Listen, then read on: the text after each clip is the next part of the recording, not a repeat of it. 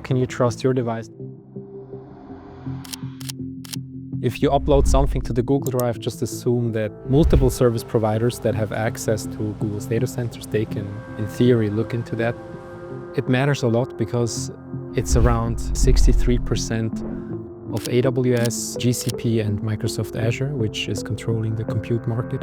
So that's like 3 players that have a majority share. These companies have become so powerful. They're probably more powerful than most nation states because they have so many resources and so much access to data. And if you're a developer right now, you just have to trust these centralized clouds that they do what they say they do. You have to trust that they don't look into your data, which they do. You have to trust that they keep you forever running, which they don't. So now with clouds, we have reached sort of a feudalistic system where just feudal lords decide on whatever is the rules of the game and the price that we have to pay. That's why privacy is not really a nice to have, but a must. All of us that have a mobile device in our pocket are actually carrying around a super engineered and super secure hardware security module. Now, that piece of hardware is the thing that allows you to do mobile banking without being scared if you forget your phone in a taxi. But it also provides you something called a trusted execution environment.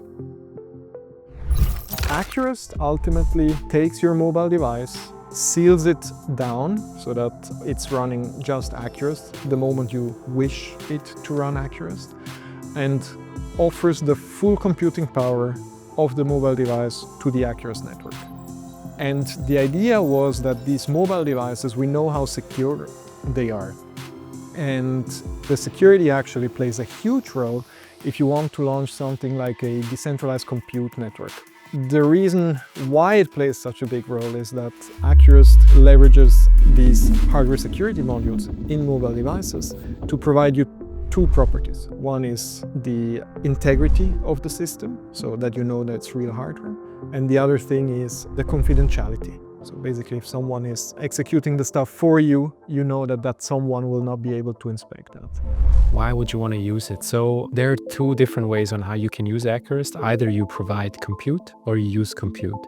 If you provide compute, you can use your idle resources, for example, upcycle devices that have a broken screen, and then provide compute to the network. And the other thing you can do is you can use that network that is already being provided, over 100,000 devices globally, and then run whatever you want on these devices. One of the big advantages of using this form factor, the mobile phone, right? Everybody has one. Everybody knows how to deal with it. And that's all you need for Acurast. Basically, it takes you 3 minutes and then you're ready to go and to offer the compute that you have to the network. So today we have about 100,000 devices. These devices need to advertise their compute resources. And they do that on a regular basis. So you can imagine that this generates a lot of transactions. We have more than 330 million transactions already, and that required also quite a lot of scale. Like we wouldn't be able to run something like that on an Ethereum layer 2. The other thing is the flexibility. To be able to verify this trust chain between the original equipment manufacturer all the way to the specific chip that is advertising all of their resources, you need something a bit more complicated than the Ethereum, let's say, EVM language would allow you to do.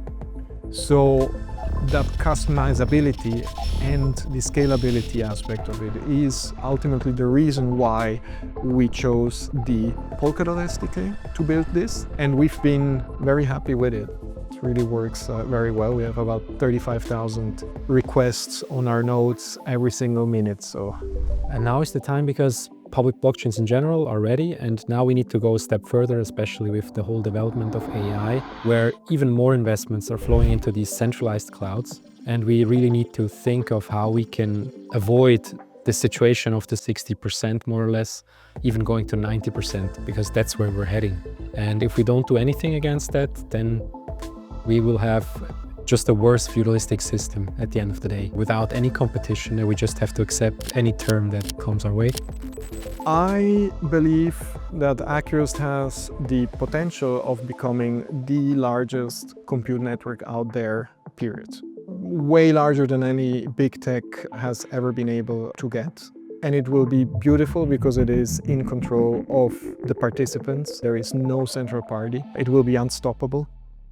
Let's not forget, the mobile device is in every single household, right? It is the vast majority of compute that we have. And if we're able to activate that in a compute network, this can become really, really big. I think 100,000 devices, which is already a great milestone, is nothing in comparison to the billions of phones out there.